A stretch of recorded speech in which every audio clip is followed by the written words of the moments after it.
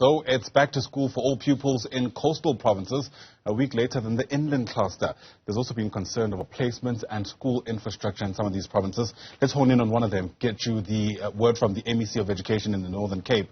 That's Zolile Monakali, who joins us via our video link this morning. MEC, it's lovely to have you on the program. Thanks very much indeed for speaking to us. I see you're already on the ground, stationed at one particular school as of this morning. We spent some time canvassing some of the challenges, and many of them include challenges around overcrowding. What are some of your major concerns as you wait for the first bell to ring in 2023? Thank you, Nyati. Good morning and good morning to your viewers. Yes, as the Northern Cape Department of Education, we have worked very hard to make sure that we are ready for opening of the schools in the Northern Cape. I am currently finding myself at a school in Priska, Harip High School. It's one of my adopted schools, and I'm finding myself this morning at the school.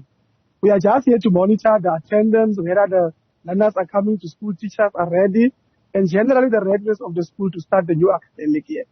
We do have some challenges in the Northern Cape. As you know, that the Northern Cape is a very vast province, but I'm sure that as the Northern Cape Department of Education, we are ready to start the new academic year. Of course, we do have challenges of infrastructure.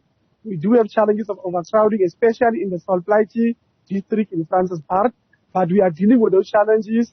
We are making sure that we supply mobile classes where there's a challenge of admissions and so on.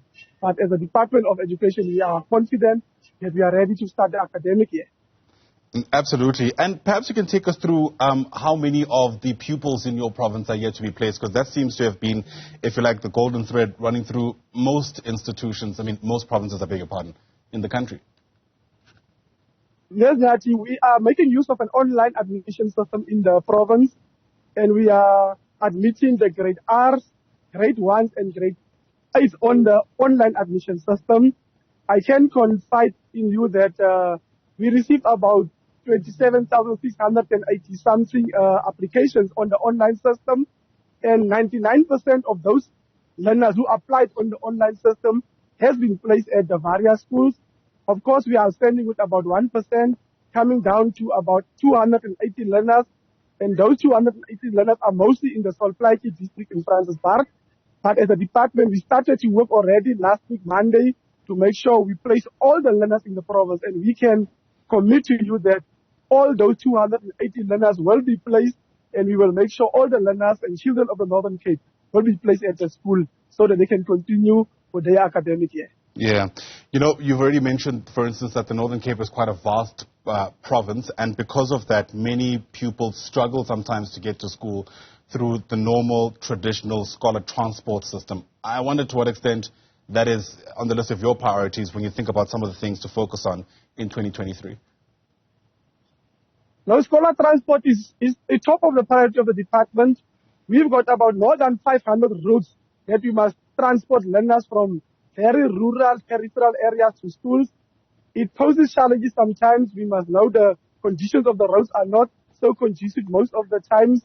But we are making sure that we are transporting about 25,000 learners to the various schools. We do experience some challenges now and then, but I can assure you that as we are starting the school day today, most of the scholar transport is functional. Learners are being transported to schools.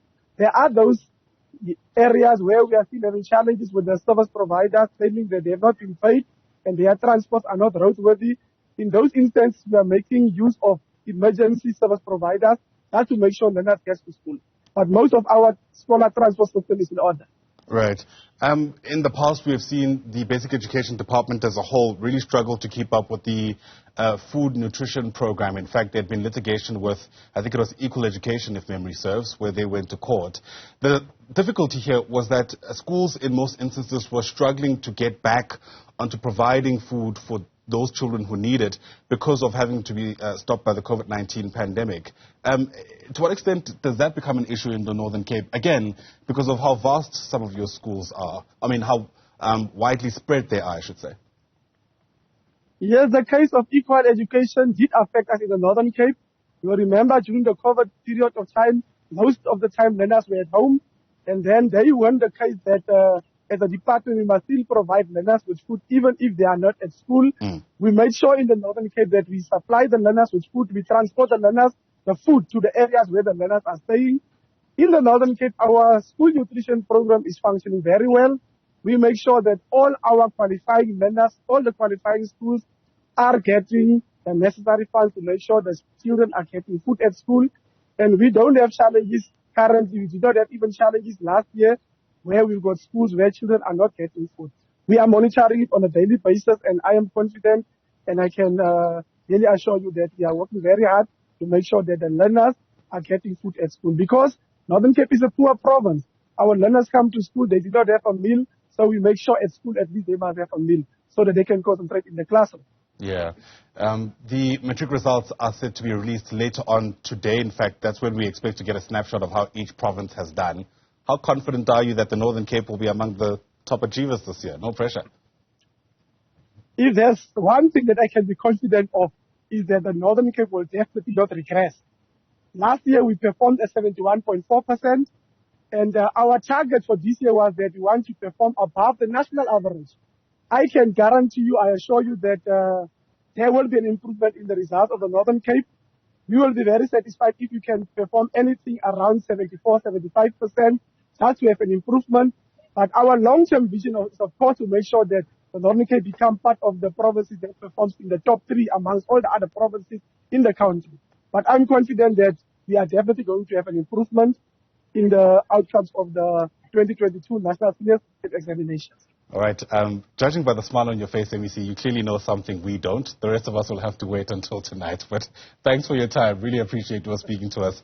MEC for Education in the Northern Cape there. That's Zolile Monakali, live to us there from that province as we continue with our coverage of day 1 for the 2023 academic year for coastal provinces.